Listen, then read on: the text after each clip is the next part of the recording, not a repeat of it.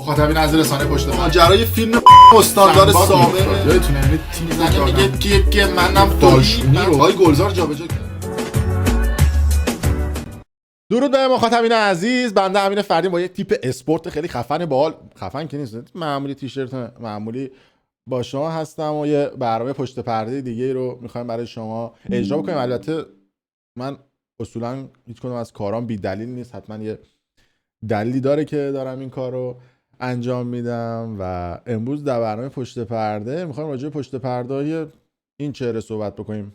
آیسان اسلامی خیلی بهم پیام آقا راجع به پشت پرده‌اش بگو، نمیدونم چی شده انقدر معروف شده، چی کار کرده، چی باعث شده انقدر معروف بشه.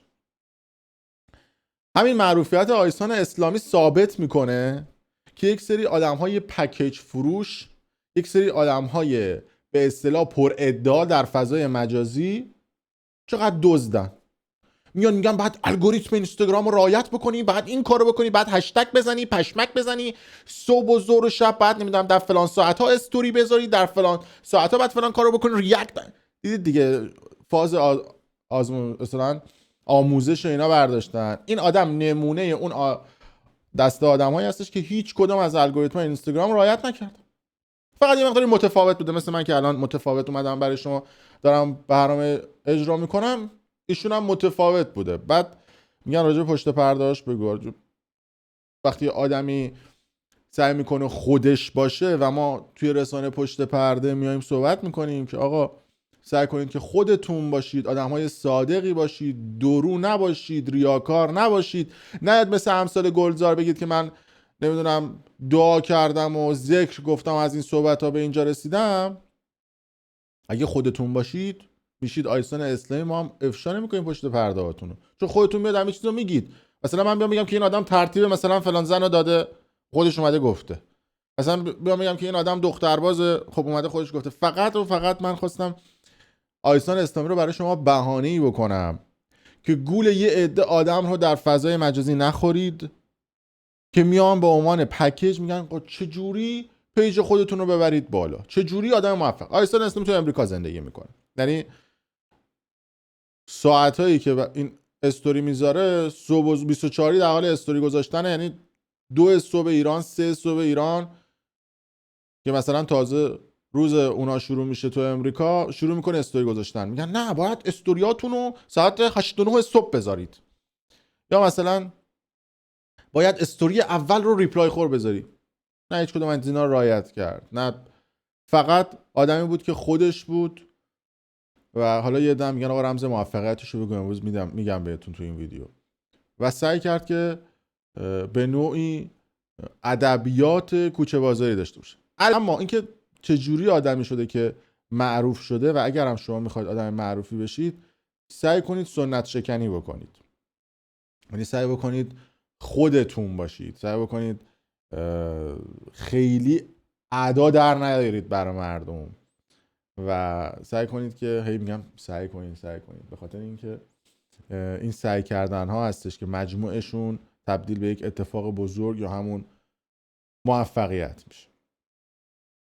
آیسان اسلامی نه الان نگاه بکنید هشتگی میذاره، نه نمیدونم پستاش هم دیدید دیگه، هر موقع حال بکنه، هر ساعتی که حال بکنه استوری میذاره، زندگیش رو به مردم نشون میده. اینکه برای مردم ایران هم به نوعی جذابه که در خارج از ایران اصلا چه اتفاقاتی در روزمره میفته و حتی سبزی خریدن و آب خریدن و نمیدونم کازینو رفتن و قرارهای ملاقات گذاشتن و نشون دادن ماشین‌های مختلف، همه اینها برای کسایی که داخل ایران هستن و اون آخوندها انقدر فقر و بدبختی و گشنگی رو به مردم تحمیل کردن، همینا باعث میشه که مردم ساده ترین چیزها و معمولی ترین چیزها در اروپا و امریکا و حالا خارج از ایران، حتی همین اطراف ایران هم، دیدنشون براشون رویا باشه و دیدنشون براشون یک آرزو باشه و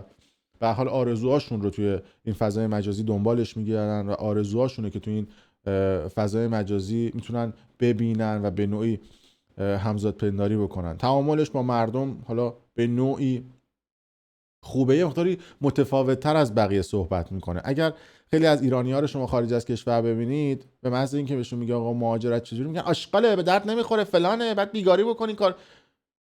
خودش کونش پاره شده تا رسیده تو اروپا، مثلا رسیده امریکا، بعد رسیده اینجا، خودش نتونسته آدم موفقی بشه، خودش نتونسته با تلاشی که حالا نکرده به یه جایی برسه، بعد به بقیه پند و اندرز میده شما هم نرید. ولی آیسون اسلامی من دیدم دیگه، اصلا تو ویدیوش میگه که آقا خوبه بلند شید بیاد امریکا، نمیدونم لاتاری ثبت نام بکنید، حالا مهاجرت بکنید از کشور. خب این یه مقداری به مردم روحیه میده، یه مقداری به مردم انگیزه میده. کسایی که 40% 50% هدف مهاجرت دارن، این آدمو میبینن مهاجرت میکنن. و نوع ادبیات متفاوت این آدم هستش. درسته که بی‌ادبی میکنه و فوش میده. حالا جالبه که یه مدت مردم گیر میدادن به تتلو، میگفتن تتلو داره فوش میده. حالا آیسون اسلامی هم فوش میده تو استوریاش، ولی آدم اصطلاحاً بی‌تربیتی بین مردم حساب نمیشه. اینم از عجایب فرهنگ ما ایرانی‌ها هستش که یکی فوش میده ما بهش میگیم بی‌ادبی، که دیگه فوش میده میگیم آدم باحالیه.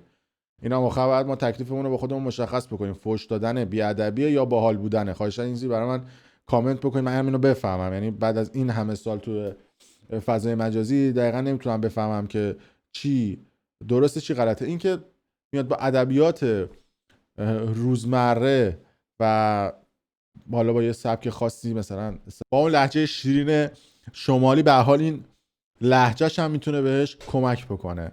اما یه نکته کلیدی بگم که کلیدی ترین دلیل معروفیت آیسان اسلامی، اونم این هستش که آیسان اسلامی رویای بقیه رو زندگی میکنه. کسکلک بازی، نمیدونم ادبیات خودمونی، اشغال کردن، رفاه کامل و اون رویایی که مردم دارن که فکر میکنن مثلا میتونن 24 ساعت در حال اشغال باشن و کردن باشن و کازینو باشن و حال بکنن و رستوران برن و با آدمای خفن باشن و فالوور بگیرن و دنبال کننده بگیرن و مورد توجه قرار بگیرن و دسته دیگه رو سوژه بکنن و یک ادبیات خاص خودشون رو داشته باشن و از تیکه کلام‌ها و تیکه‌های خاصی استفاده بکنن. اینها رویای یک سری جوان‌های توی ایرانه که آیسان اسلامی داره اونها رو زندگی میکنه. پس این کلیدی‌ترین دلیل معروفیت آیسان اسلامی. اصلا گفتم دیگه که دلیل همین بود که حواستون باشه که اون پشمک خیارایی که خودشون رو اساتید اینستاگرام میدونن،